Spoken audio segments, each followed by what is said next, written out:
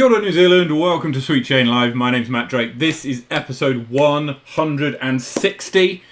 I'm joined this evening, as ever, by my co-host, Morgan Harfeld. Good evening, Morgan. How are you? Oh, good morning to you, Matt. I'm good, bro. How are you? How's the week? Oh, it's been a busy one. I'm not a disc golf busy one, unfortunately, but it's been busy nonetheless.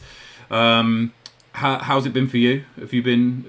Yeah, You managed to... same, man. Go on. Not too busy for the disc golf world for me either. Very busy at work this week, and just getting ready to head up to Christchurch tomorrow morning. Well, I was going to say it's about to get very busy for you and for a lot of people this weekend, and also you played last weekend as well.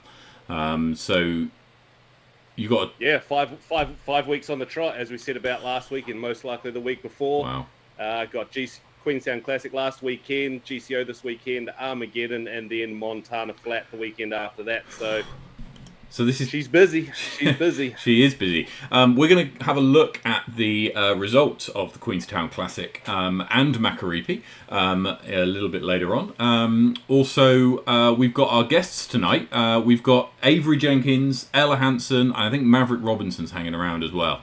Just hanging around. I see him in the green room here, looking good as ever.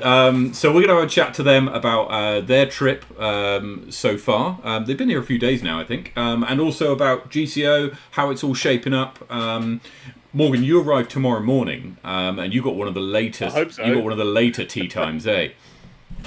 Yeah, man. I fly out of here 7 a.m. tomorrow. Arrive at 5 to 8. Arne Burgess's wife is kindly picking me up and straight to the course, get some warm up in and straight into it. Fantastic. I saw some pictures of the course earlier on, actually, from a couple of group chats I'm in, and yeah, it's looking really good. Very kindly, one of the old farts sent me a picture of the tee of what was hole 17 last year.